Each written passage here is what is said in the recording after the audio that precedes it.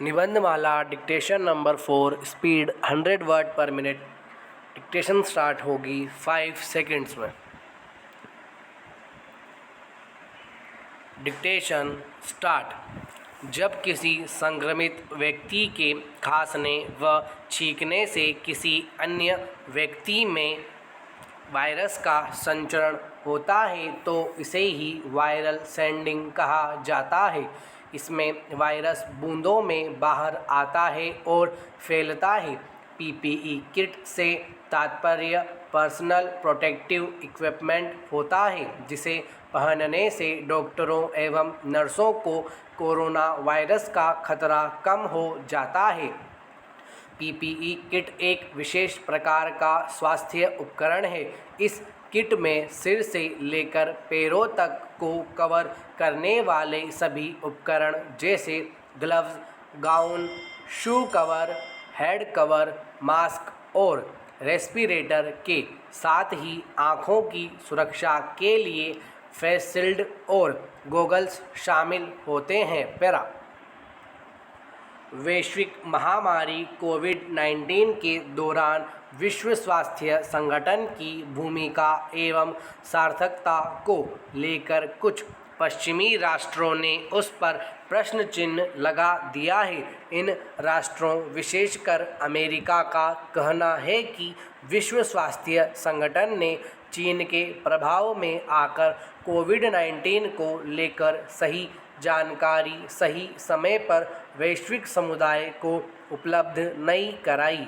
America ने विश्व स्वास्थ्य संगठन पर कोविड-19 महामारी के दौरान भेदभावपूर्ण कार्यवाही का आरोप लगाते हुए इस संस्था से बाहर होने का निर्णय लिया है। पैरा। विश्व स्वास्थ्य संगठन की स्थापना अप्रैल 1948 को संयुक्त राष्ट्र संघ की एक विशेषकृत एजेंसी के रूप में की गई थी। द्वितीय विश्व युद्ध के बाद स्वास्थ्य के क्षेत्र में भी अंतर्राष्ट्रीय स्वास्थ्य सहयोग विस्तार हेतु एक वैश्विक संस्था की आवश्यकता महसूस की गई।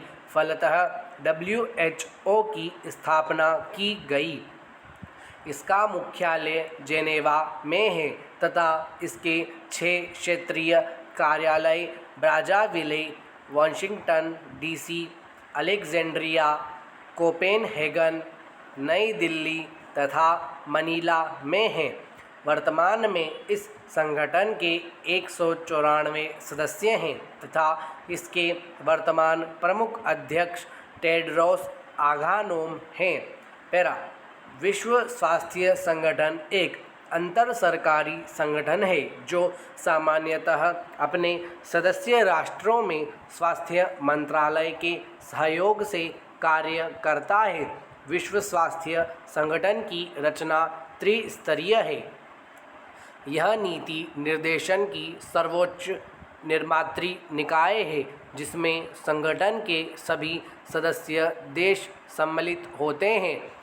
कार्यकारी बोर्ड विश्व स्वास्थ्य सभा के निर्णयों के क्रियान्वयन की निगरानी करता है। इसमें तकनीकी विशेषज्ञ शामिल होते हैं।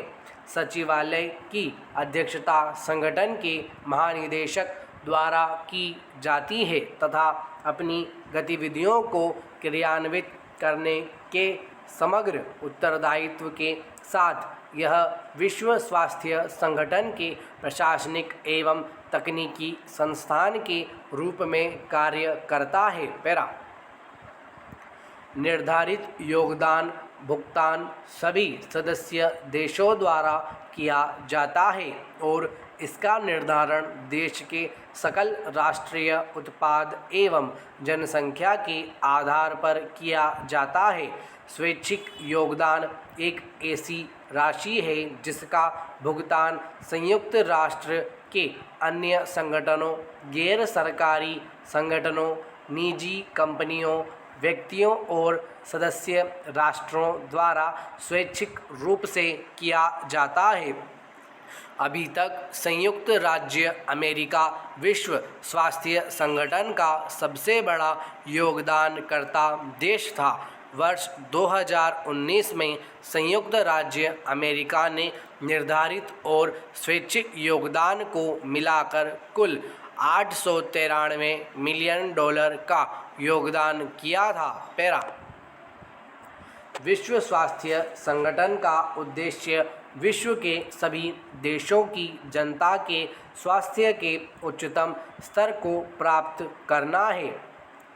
स्वास्थ्य के क्षेत्र में पूरे विश्व का मार्गदर्शन करना है।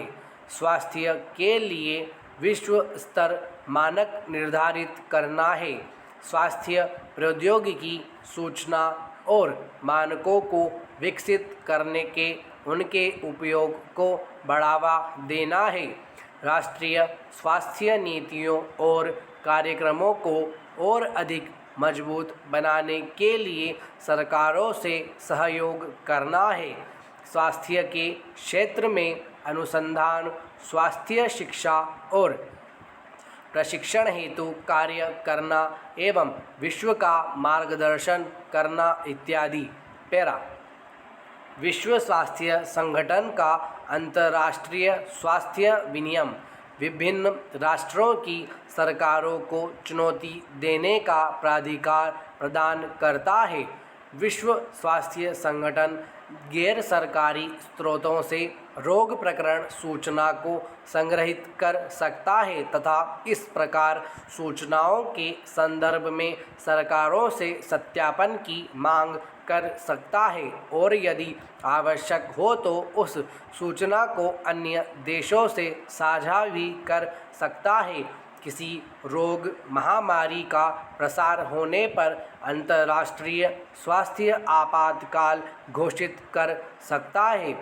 विश्व स्वास्थ्य संगठन किसी सदस्य देश द्वारा व्यापार या यात्रा प्रतिबंधों हेतु वैज्ञानिक और सार्वजनिक स्वास्थ्य प्रामाणिकता प्रदान करने की आवश्यकता का प्रवर्तन करा सकता है। विश्व स्वास्थ्य संगठन सदस्य राष्ट्रों से किसी रोग या महामारी की घटनाओं का प्रबंधन करते समय मानवाधिकारों के संरक्षण की अपेक्षा करता है। पैरा। विश्व स्वास्थ्य संगठन ने कोविड-19 को अंतर्राष्ट्रीय चिंता संबंधी सार्वजनिक स्वास्थ्य आपातकाल घोषित करने में काफ़ी विलंब किया, जबकि विश्व के विभिन्न राष्ट्रों ने WHO से परामर्श करने के लिए प्रयास भी किए, परंतु WHO की आपातकालीन समिति इसे PHEIC घोषित करने या न करने के विषय पर विभाजित हो गई, जिस कारण निर्णय लेने में देरी हुई। प्रारंभ में WHO का कहना था कि यह वायरस कितना गंभीर है इस संदर्भ में निष्कर्ष निकालना जल्दबाजी होगी, जबकि दिसंबर 2019 के अंत में ही ताइवान ने विषाणुओं के मनुष्य से मनुष्य में संचरण के संदर्भ में चेतावनी दी थी, लेकिन WHO ने इसे महामारी घोषित करने में काफ़ी विलंब कर दिया। एक रिपोर्ट से भी स्पष्ट है कि विश्व स्वास्थ्य संगठन चीन के पास मनुष्यों से मनुष्यों में संचरण होने से संबंधित जानकारी के उपरांत मौन रहा। पैरा। विश्व स्वास्थ्य संगठन ने चीन में अपने अन्वेषण दल भेजने में भी कोई शीघ्रता नहीं दिखाई। फरवरी 2020 के मध्य संयुक्त WHO चीन टीम ने केवल वुहान की यात्रा की, जबकि यह बीमारी इस समय चीन में अपने चरम पर थी। पैरा। WHO ने व्यापार एवं यात्राओं पर प्रतिबंध को समर्थन प्रदान नहीं किया। इन प्रतिबंधों के संदर्भ में उसने यह कहा कि इन प्रतिबंधों द्वारा अंतर्राष्ट्रीय मानवाधिकारों का उल्लंघन होगा। साथ ही उसने अंतर्राष्ट्रीय समुदाय से यात्रा प्रतिबंध के अधिरोपण द्वारा भय का प्रयास एवं दोषारोपण न करने का आग्रह किया। उसने संयुक्त राज्य अमेरिका द्वारा आरोपित प्रारंभिक यात्रा प्रतिबंधों की कठोर आलोचना की। पैरा विश्व स्वास्थ्य संगठन के व्यापार एवं यात्रा के संदर्भ में दिए गए तर्क व परामर्श का अनुकरण करते हुए यूरोपीय centre for disease prevention and control ने यह कहा कि यूरोपीय संघ को इस विषाणु के संक्रमण की संभावना कम है। फलतः यूरोपीय राष्ट्रों द्वारा सुदृढ़ सीमा नियंत्रण हेतु प्रयास करने में काफ़ी विलंब हो गया।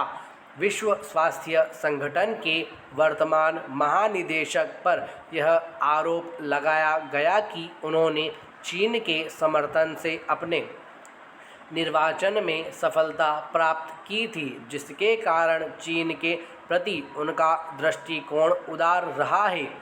पैरा कोविड-19 के संदर्भ में विश्व स्वास्थ्य संगठन की आलोचना का आधार यह भी है कि उसके पास तैयारियों का अभाव है।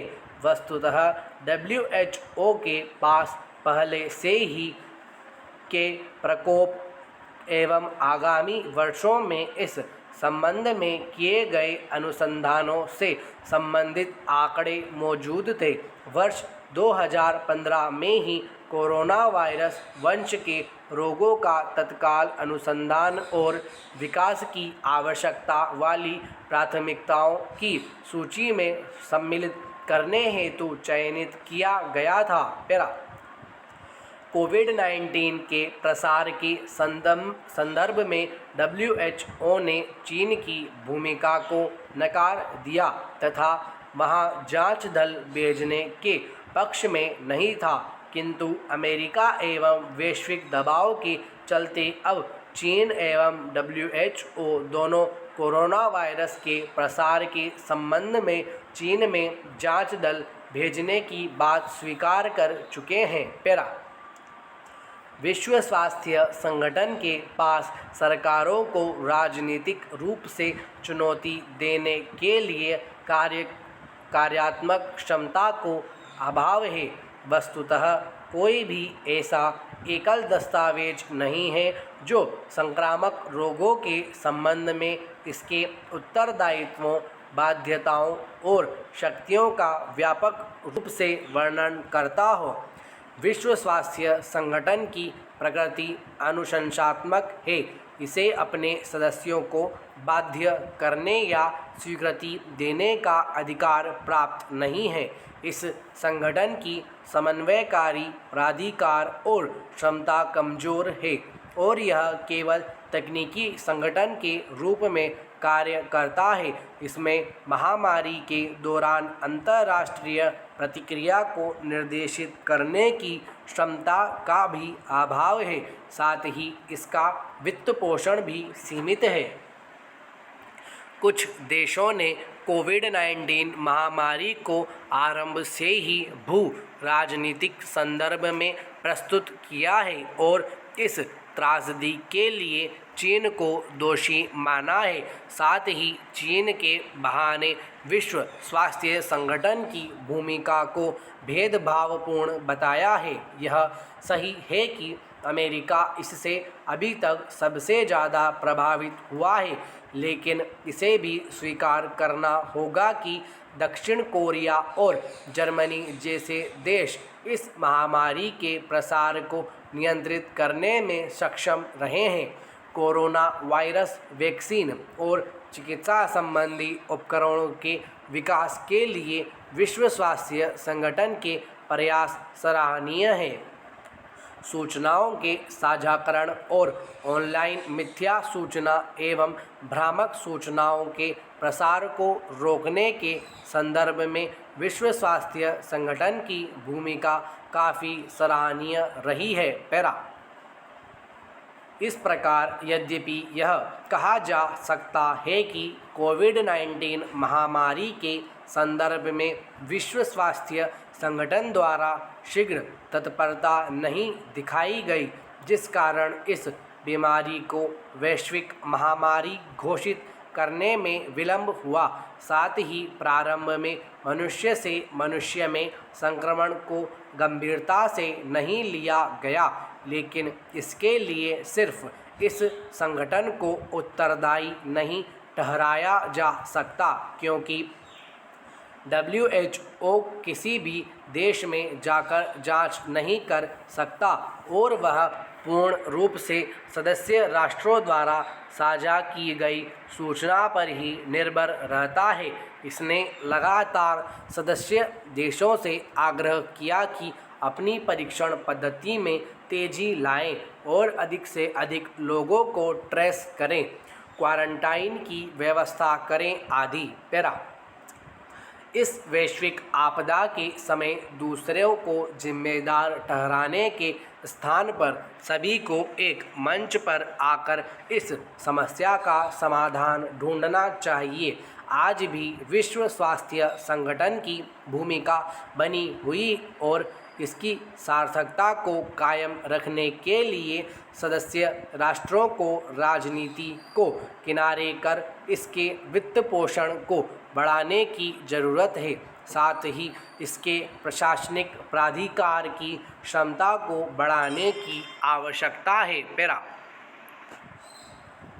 आज जब पूरे विश्व समुदाय को वैश्विक महामारी कोविड-19 का सामना करने के लिए आपसी सहयोग, समन्वय एवं सहभागिता की आवश्यकता है, तो ऐसे समय में विश्व के दो सबसे बड़े राष्ट्र भारत तथा चीन सीमा विवाद के कारण आपस में उलझे हुए हैं, जिस कारण भारत चीन संबंधों में कड़वाहट काफ़ी ज़्यादा बढ़ गई है। यद्यपि दोनों देशों के बीच सीमा विवाद का इतिहास काफ़ी पुराना है तथा इसे आपसी सहमति से सुलझाने का प्रयास भी किया गया, लेकिन अभी तक इसमें पूर्णतः सफलता नहीं मिली है। पैरा हाल के दिनों में अक्साई चीन में स्थित गलवान घाटी को लेकर दोनों के बीच सीमा विवाद काफ़ी बड़ा है, जिसको लेकर दोनों देशों की सेनाओं के बीच हिंसक झड़प भी हुई।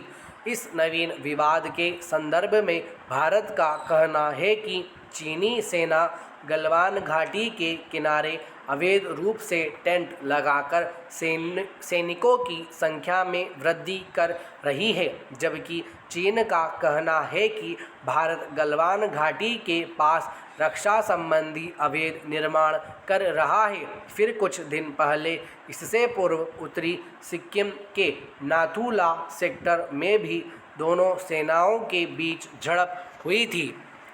पैरा भारत चीन के बीच सीमा विवाद का तनाव दोनों देशों के रक्षा व सुरक्षा संबंधों की जटिलता को व्यक्त करता है, लेकिन इस संदर्भ में वस्तुतः दोनों देशों के बीच संबंधों को व्यापक दृष्टिकोण से समझने की ज़रूरत है।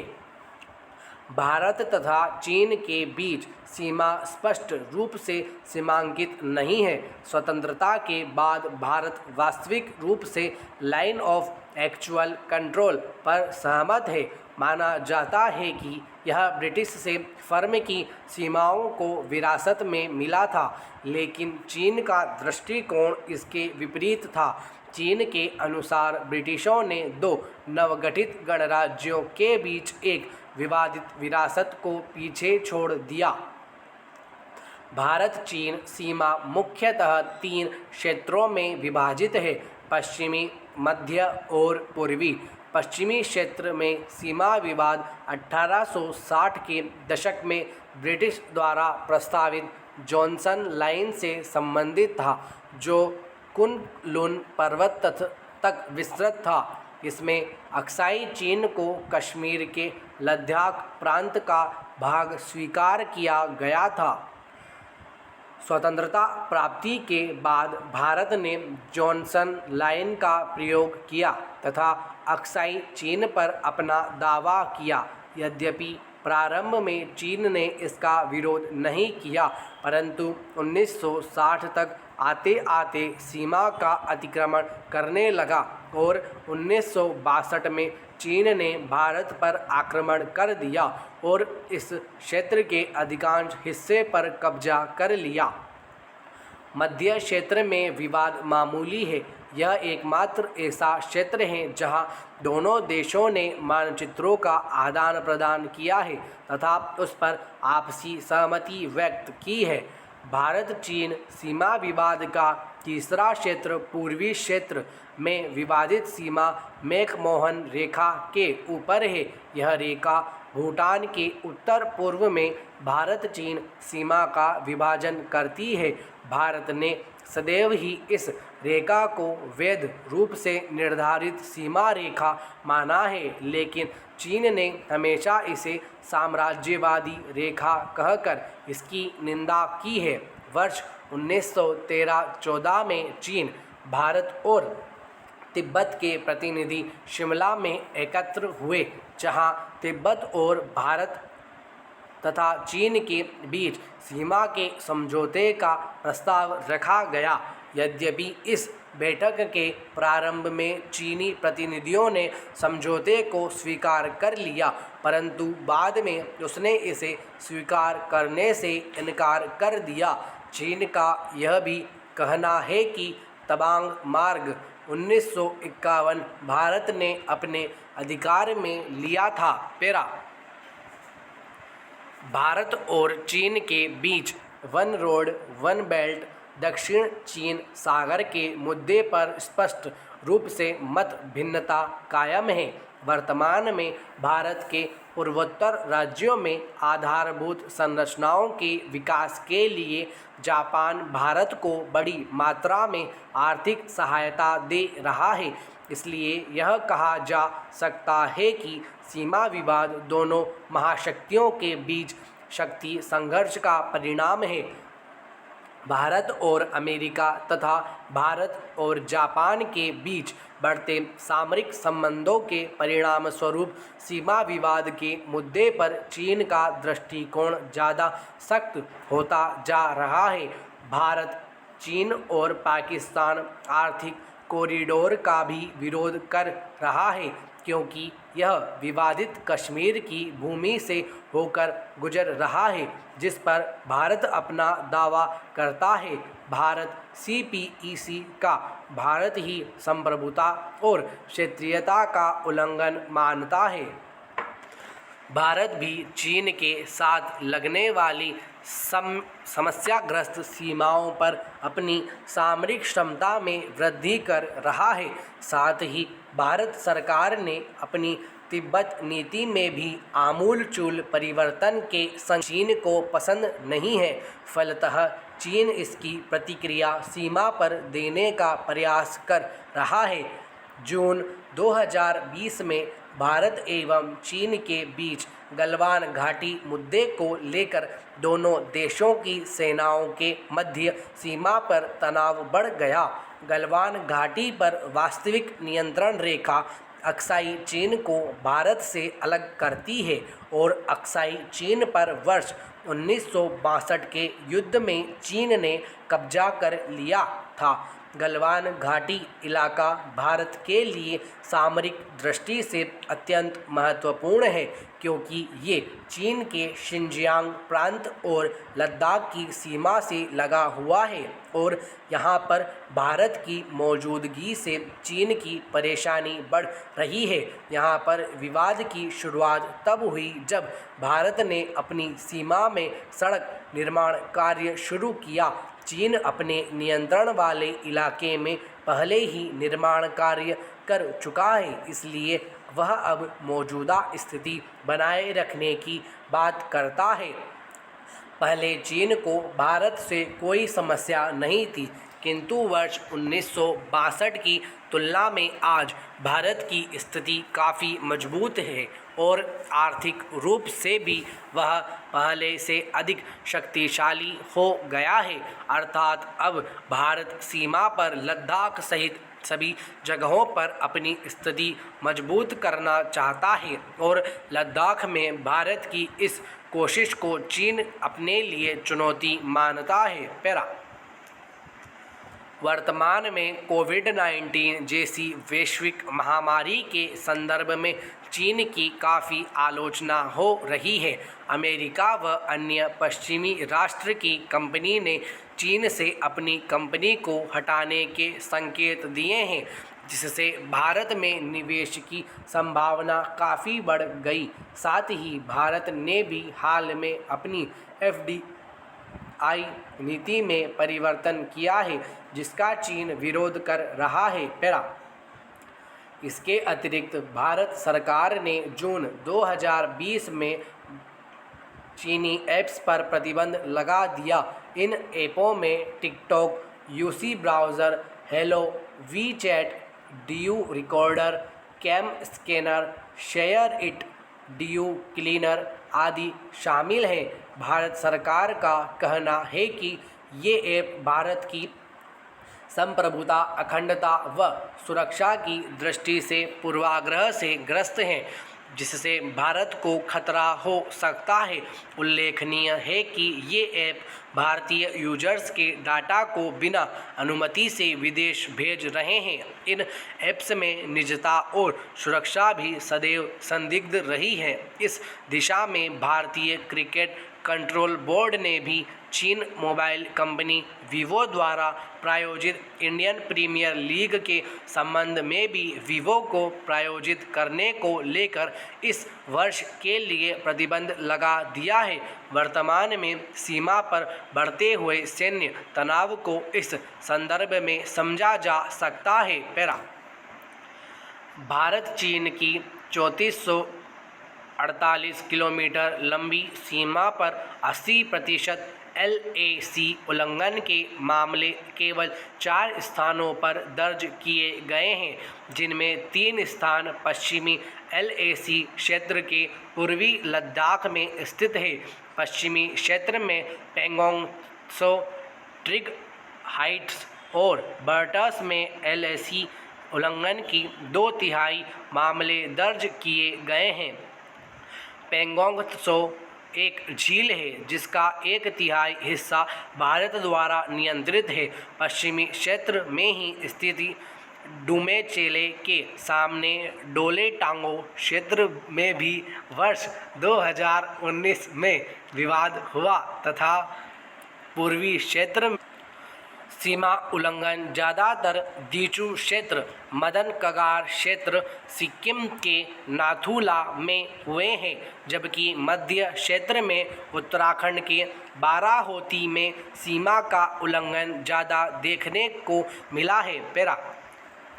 पहले भारत का मानना था कि जब तक सीमा विवाद का हल नहीं होगा तब तक चीन के साथ संबंध सामान्य नहीं हो सकते हैं, लेकिन राजीव गांधी के कार्यकाल में भारत सरकार के दृष्टिकोण में परिवर्तन लाया गया।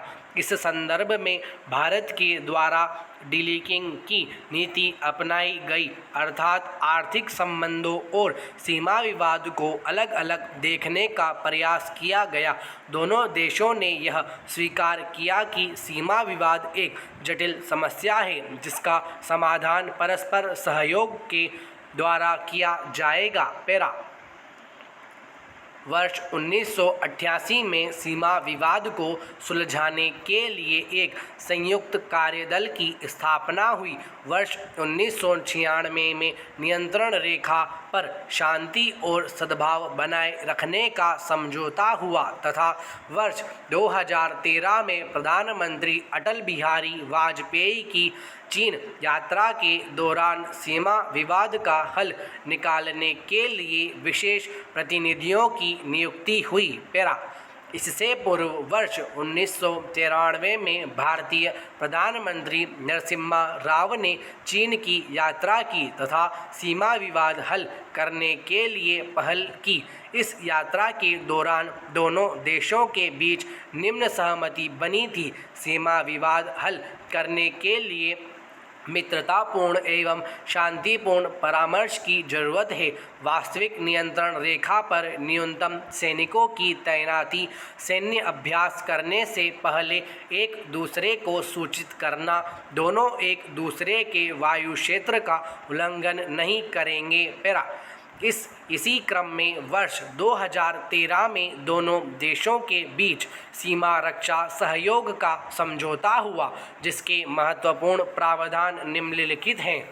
दोनों देशों की सीमा पर नशीली दवाओं, हथियारों तथा वन्य जीवों की तस्करी को रोकने के लिए संयुक्त पेट्रोलिंग करना। सीमा पर दोनों सेनाओं एक दूसरे का पीछा नहीं करेंगी। सीमा पर उत्पन्न होने वाले विवाद का शांतिपूर्ण व बातचीत द्वारा हल निकालना। सीमा पर सैन्य अधिकारियों के बीच वार्ताएं आयोजित कराना आदि। स्टॉप।